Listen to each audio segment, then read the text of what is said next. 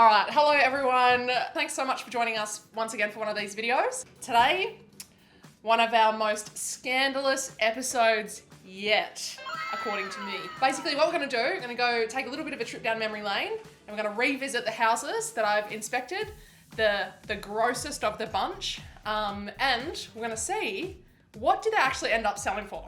And I think what we're probably gonna find is we're all gonna be pretty shocked. Some of them, as you very well know, were barely even standing. So the standard is not very high. And in most cases, they were either about to fall over and completely uninhabitable, or that they were so small that you could barely fit one person and a dog in, let alone a family. So let's get straight into it. We're gonna start with the house in Piara Waters. This one really stirred up controversy online because of how tiny the house was. And if you remember, it was the one with the tiny little eggplants growing in the garden, and the letterbox was small so that the house would look big in comparison. And it had the agent Aman Singh. A lot of people weren't a fan of him, and that is one that I'm gonna politely sit out of. Anyway, let's get straight into it. Okay, so I'll insert some clips just to jog anyone's memory who hasn't quite got there themselves just yet. But basically, the house was really small. It was a 3x2. Sorry if you can hear Scallywag barking in the background. And the thing that bothered everyone, myself included, the most was that it was 187 square meters. That was the entire size of the block. Not only that, but it was squished right up, almost flush with the neighboring properties on both sides. And it was a house also that had cars lined way up down the street. The turnout was massive. This house sold for $651,000. So let that sink in. Did it feel like a prison cell inside? Yes. Could I barely put my arms out to both sides in the bedrooms? Also, yes. Could I hear the neighboring properties do a fart if I really wanted to? Yes. Anyway, let's move on. All right, so now we are in North Dandelup. If you don't know where North Dandelup is, I don't blame you, because it's so friggin' far away from the city that barely anyone knows about it. But it is, I would say, correct me in the comments if I'm wrong, but I reckon it's about an hour and a half to 2 hours south of the city. And it's a bit inland. If you sort of go, I actually don't even know, so we'll just leave it there. But the craziest thing about this property was, when we went to inspect it, the agent said, please don't film inside, because I don't think the owners will appreciate you putting that on the internet. I will say, when I did eventually climb my way into the house, because you did have to step up over a few appliances to gain access to the house, I could barely wade myself through the house due to how much rubbish was in there. So it did have a big shed out the back, which was also completely chock-a-blocker with total junk everywhere. Not nice. Did have a nice palm tree, and it was a really big block. And the town itself is also, it's a really lovely place. So those were the positives.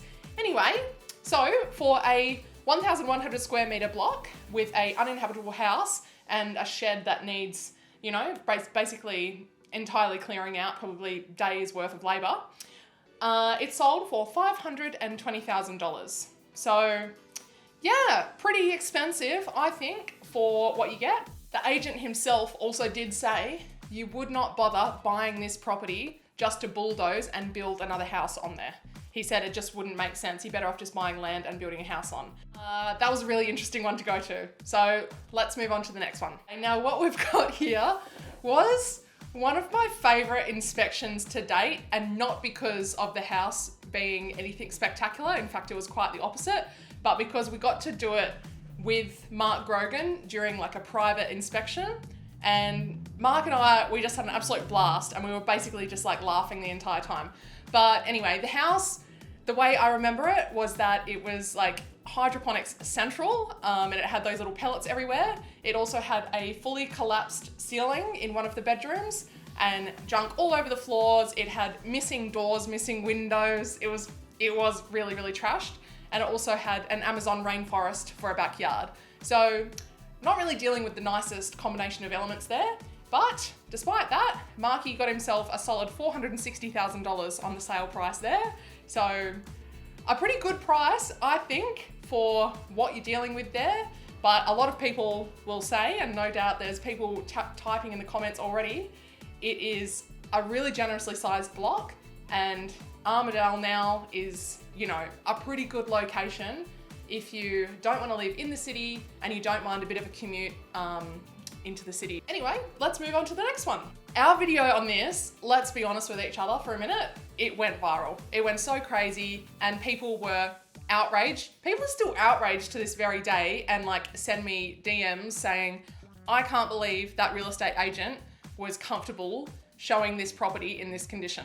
Primarily because in the bathroom there was syringes, which randomly some people thought that I planted there, which is quite insulting. But also in the kitchen there was a mouse that was dead that was squished into the carpet. Not to mention, once again, it was a total tip. There was junk and crap everywhere, fences and like weird like makeshift walls with like tarpaulin. And I'm pretty sure this was the one with a fully filled in swimming pool out the back as well, and filled in just with like shit as well, like with junk. So anyway, this one, very interesting. So it sold at the end of May for $480,000. A flipper has picked that one up, and in a twist that, well, let's be honest, we probably could have all seen coming, and people will say, you should have bought it and then that money could have been yours. Anyway, the flippers, they bought it and turned it around in a matter of months. Like, I reckon they probably did it in probably 2 months, I reckon. Totally bulldozed it, built a really quick house, slapped it all together, popped some fresh lawn down, and did a nice bit of landscaping in the backyard. They flipped it and sold it for a very nice $720,000. So I guess if you've got the money, pop off king. Me personally, I'm not really in a position to be pulling off something like that. If this channel keeps popping off and you guys keep subscribing to the Patreon and YouTube memberships, then before long, I'll be absolutely rubbing shoulders with Jana Reinhardt. You never know. All right, so the last one that we're gonna go over is this little beauty in Maddington. We actually went there quite a long time ago now, but it was a bit of a classic one for us because it had, in the kitchen area, it had the beams that were coming down, but between the beams and like the start of the wall, there was a gap about this big that you could just see, you know, pure sky through. In comparison to houses I've seen since this one, it was actually in pretty good nick. But at the time, I was like pretty gobsmacked because I hadn't really seen much yet. But now I'm very tainted and there's pretty much nothing I haven't seen. But I'm pretty sure this was the first property that I met Mark Grogan at. And he was so nice to us. We were just starting out. We'd only done a few videos and he was so generous, gave us so much of his time. So the house ended up selling for 520 grand. If anyone has a house that's in similar condition to a house like this, and you are willing to sell it for a reasonable price that isn't totally taking the piss, please let me know. But if you are one of those people that is trying to get absolute top dollar, then I would say stay back. Thank you so much everyone for watching. Let me know what you think about these houses in the comments below. Do you think they sold for too much? Do you think that someone should give me a house for $2.50?